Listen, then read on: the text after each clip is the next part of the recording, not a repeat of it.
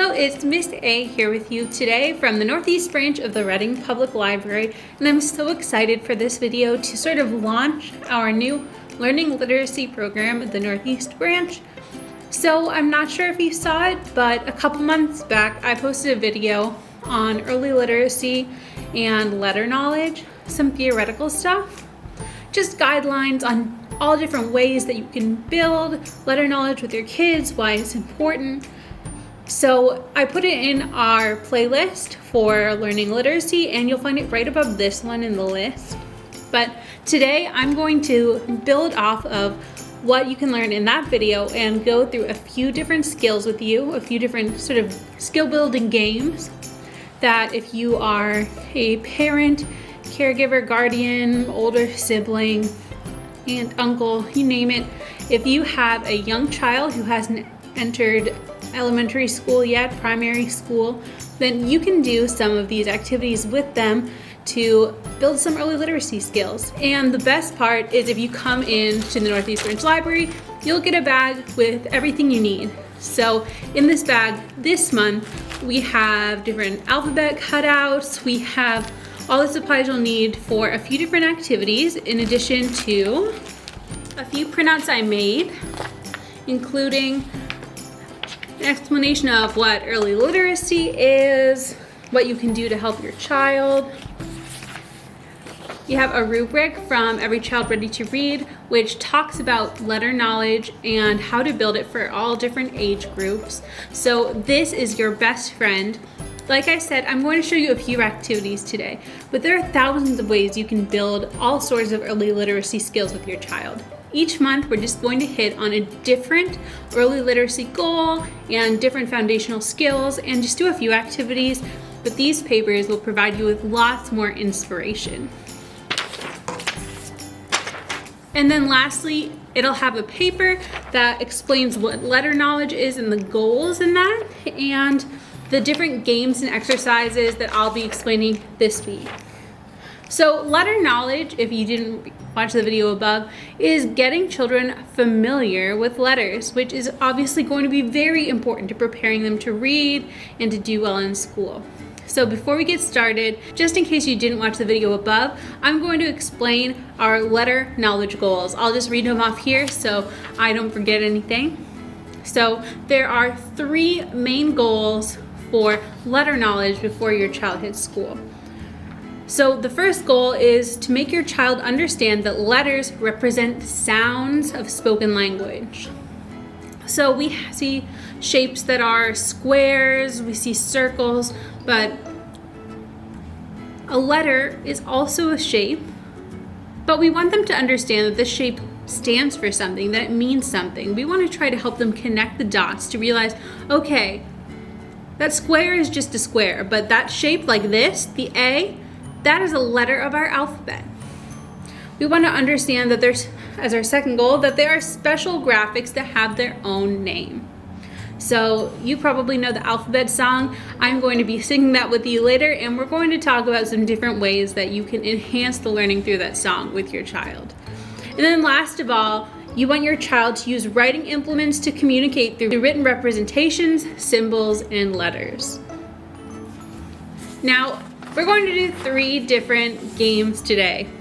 So we are going to do letter building with popsicle sticks. We are going to go through different ways to do an active alphabet, and we are also going to play a game that I've called Alphabet Knockdown. So if you go in your pack and you pull out things after you've already gotten those other pages out, you'll find pages with the whole alphabet laid out.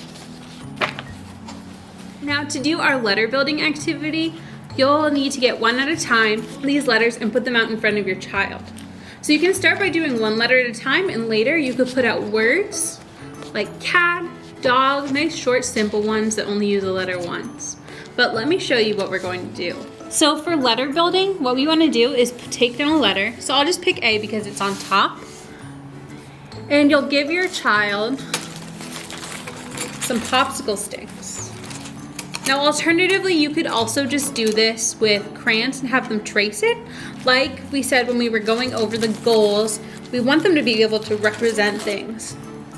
But you know, when you're a little kid, your fine motor skills, they aren't very good for holding a pencil very well. Maybe they won't write. So you want to have them try to do that. One thing we always recommend is really having them scribble, have them draw. It doesn't matter if it doesn't look like anything. Just practicing with those muscles, holding a pencil, holding a crayon is going to be really great for making sure that their development is on track and that they are set to go into school. But I digress. What we do for this activity is we want to have our child lay down popsicle sticks to make this shape.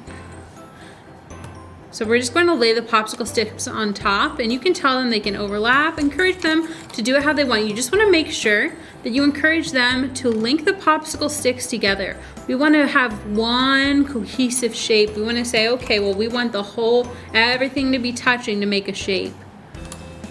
So now I've made an A. You can have them do something else. Oh, it's a challenge because we've got a B. Now for a B, we have curves. So you can play with that. They could overlap it, or if the popsicle sticks are shorter, maybe they can do it with one popsicle stick. Have them play around and see what they can figure out. So I'll lay mine down like this. But really encourage them to try their best and try it on their own. If they ask for help, help them, of course.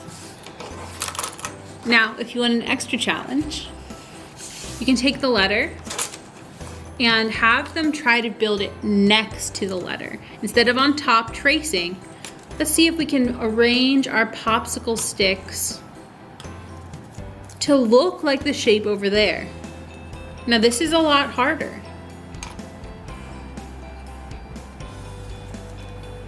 You could even show them. If they're having difficulty doing it on their own, you could show them and then ask them, okay, this is this. This is an A. This is also an A. What do you see that's the same? Well, we have these two long sides. Look, they're two popsicle sticks. And we have the littler line that goes through the middle. And this is a one popsicle stick, so we can tell it's littler. What does it look like? Oh, they both sort of look like a mountain. You can, talk about what's similar, what's different. Alphabet Knockdown is a really fun one. So I'm going to show you how I play it on the table, but I think this game is honestly the most fun if you take a nice big room and sort of put them up all over the floor. But what you'll need for this activity is these little half pool noodle pieces that I've cut out for everyone. You'll need a pair of scissors from home, and you'll need some of these wooden ice cream spoons that I put in your Go Packs. You'll also need some sort of writing implement in order to write the alphabet on each of your wooden spoons.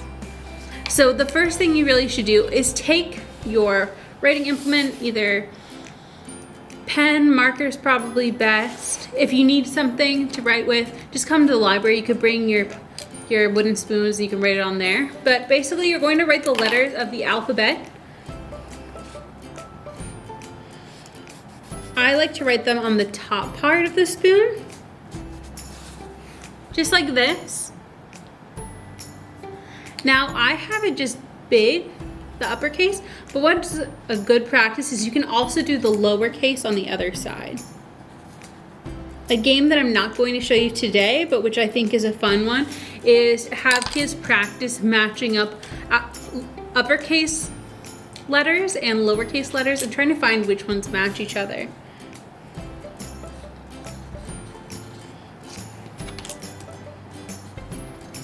You can see I've also done this with B.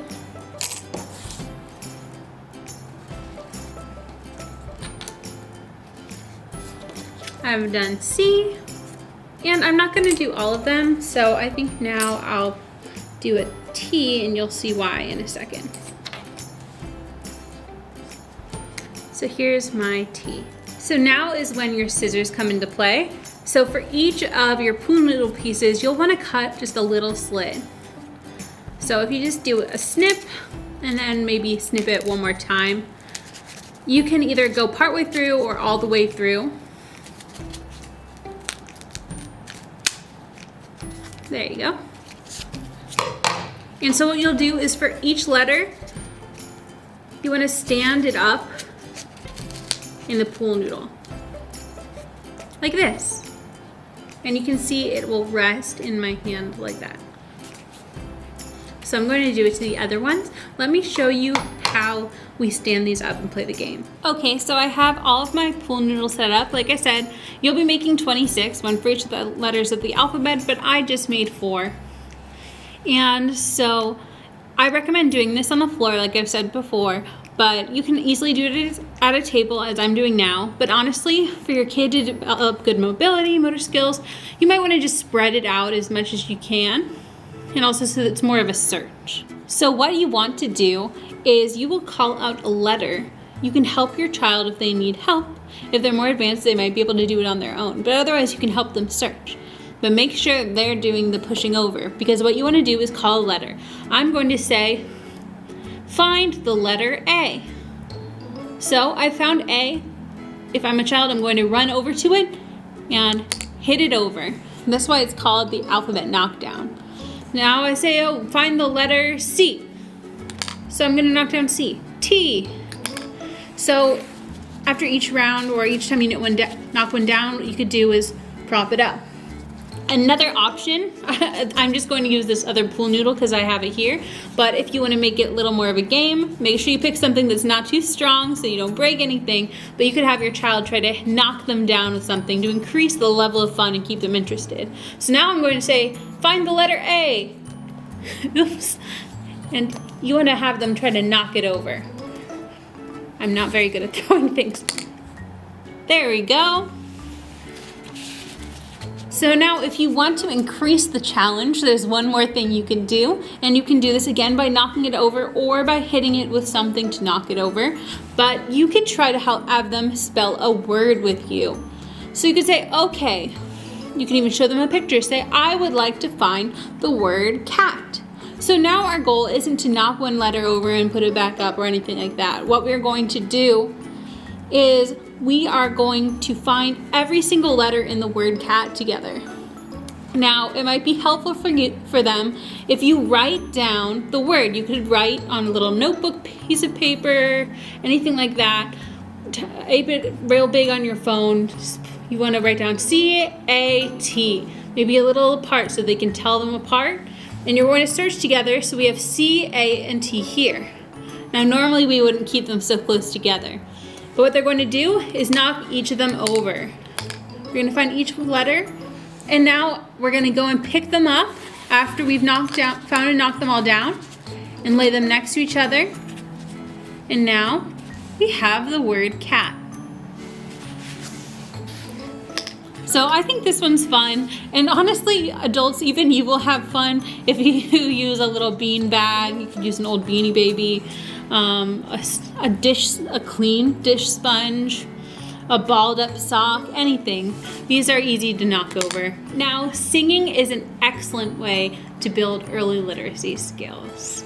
You're getting your child so many great lessons. We're going to talk about that more, specific importance of singing, later in our series. If you want to learn more about it now, there's a great video by Miss Danielle from the main library of the Reading Public Library up on our YouTube channel under their different early literacy outreach playlist, and one of them is all about the importance of singing for childhood. So I really recommend you check that out. I think you will learn a ton. She's a very clear PowerPoint slideshow, and so what now is I'm going to walk you through an exercise. We are going to sing the ABCs, but we're going to get a little bit active with it. All right, so for this exercise, you are going to need your letters again. So just like before, I'm not going to put the whole alphabet up because I don't think you want to listen to me sing the whole song all the way through. But I'm going to start by taking my alphabet and I'm going to tape them with painter's tape to the wall. Another amazing option, I actually like this option even more, is if you have a pretty good amount of space, you can lay out the alphabet on the ground. So what I'm going to do is I'm going to hang them up. And the first time, at least for this exercise, we are going to hang them up in order. So A, B, C.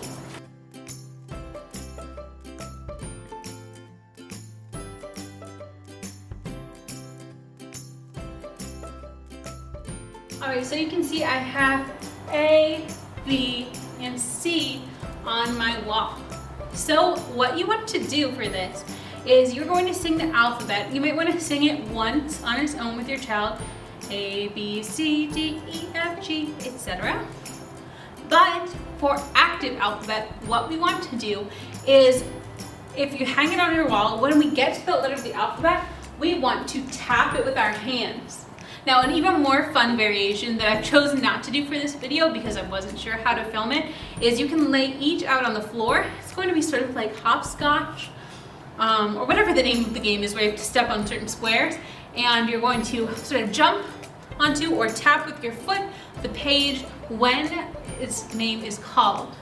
So it's nice and easy when you're doing the alphabet in order. We're just associating the shape with the name. So we are learning that this is A, this represents B, this represents C. And you can hold your child's hand, even take a cute little walk, but make sure that they're touching it. We want them to get that really strong association between what we're saying and what we're seeing here. So for example, I'll go A, B, C, and etc. Now, if we want to make it more challenging, what we're going to do is we are going to shuffle up the alphabet. So now we're testing our memory too. We're not just taking a stroll and touching things. So I'm going to shuffle these up. When you have only 3 letters, it's not that hard. But we're not going to make it too hard. We're not going to sing the name of whatever letter we're at. Oh no, we're going to get a little bit of exercise, not with 3 letters, but with 26, where when you call the name of the letter, we want to get to that letter. So we sing A, B, C, etc. If you're on the ground, you could actually sort of play a fun game of hopscotch. And if you want to start a little easier, you don't have to put all the letters in. Just do the first couple. But I think it's fun, it'll make you giggle, and last but not least, there's one more way to make the alphabet nice and active. You can act out the letters. Now I know I talked about this in my last video, but that's because it's really fun. So I'm going to kneel down on our Storytime carpet for a second to show you how it's done. So you can either do this while singing the alphabet, or you can do sort of a call out and response game. If your child doesn't know the name of letters, they can also participate in deciding. You don't have to decide all the letters. They could look at the alphabet on the wall or the floor, pat a letter. You can remind them what that letter's name is and have them repeat. So maybe they pick the letter Y. You say, okay, Y. And then make sure they say Y as well. And now you're going to act it out. So you look at the letter. What did we notice about Y? We had that line at the bottom. That'll be our bodies. And an arm out to each side. Now we are a Y. This could also be a V. So you want to talk about it and be goofy. You don't have to do the letters the way I do. Have fun. So, but I think, the classic O right there. You can also see if any of those shapes look like shapes in your house. Turn it into a finding game. So here I am an O. What looks like an O in your house? Maybe, oh, you find a plate that looks like an O. A bowl looks like an O. Get creative, have fun. That's what it's all about. We want to make sure that we're not only teaching them these skills that'll build into good skills for learning to read and then reading to learn so they do well in school. We also want them to love learning. It'll be so much easier for them down the road if they're having fun. And of course, that means you get to spend more quality time with your child. I hope that this video was both fun and useful. I really hope you come in and get a bag or just use what you have at home to try out some of these activities. Also, really don't forget to use this early literacy planning tool that I threw in there. I think you will find some really fun ideas, or maybe come up with some of your own based on different things that they recommend doing with children who are in the early steps of their development. I really hope you'll join me again. Next month, we're going to go over a whole new area of early literacy. I haven't decided which one it is yet, but I'm sure we'll have some more fun building early literacy skills. Hope you have a wonderful rest of your month, and I'll see you next time.